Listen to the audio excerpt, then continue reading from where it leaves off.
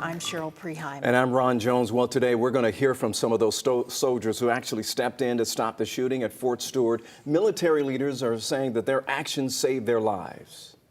Fort Stewart is located in southeast Georgia, about 40 miles from Savannah. And earlier today, the Army gave an update on the condition of the 5 soldiers who were shot yesterday morning. 11 Live's Joe Ripley joining us now with more. Joe, really powerful to hear from the ones who stopped the shooter.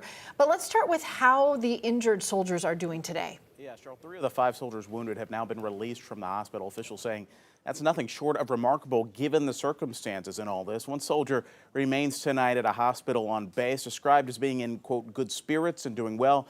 And then the 5th victim is still at Memorial Health in Savannah with a longer recovery ahead. Leaders tonight grateful all are expected to survive. They have an active shooter on Fort Stewart. These 6 soldiers sprang into action when one of their own opened fire, injuring 5 fellow troops Wednesday morning at Fort Stewart Army Post. You have adrenaline, and I previously was a combat medic for 7 years, and I've worked EMS for the county before, so I have been in these type of situations before. Where I've had to render aid to someone with gunshot wounds. Brigadier General John Lubis praised the preparation from the soldiers' training to paramedics' quick response to the local hospital's handling of the wounded. Once the shooter was identified and a threat was identified, we had soldiers that immediately raced and tackled that soldier, wrestled the gun away, subdued him. A second non-commissioned officer jumped on top to further restrain him until the police could arrive. And then simultaneously, no one hesitated. First Sergeant Joshua Arnold was one of the first to hear the gunfire and rallied to help his fallen soldiers. Friends were shot, bad things happened, and I'm going to continue to take care of my soldiers, and I'm going to continue to move forward. Investigators identified 28-year-old Logistics Sergeant Cornelius Radford as the suspect. They believe he used a personal handgun during the shooting. While the pain remains, the healing begins. People are going to process this and work through this at different rates.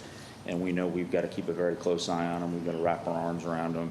We've got a great community here, a great response. Secretary of the Army Daniel Driscoll presented medals to the 6 soldiers who stopped the shooting and prevented further harm. He called them, quote, the best among us. The fast action of these soldiers under stress and under trauma and under fire absolutely saved lives from being lost.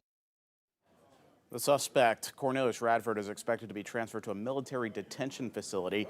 Meantime, investigators tonight still sifting through all of that forensic and digital evidence. Coming up at 5, what Army officials are learning from the Fort Stewart shooting, plus the questions that remain about a motive and security there on post. Cheryl.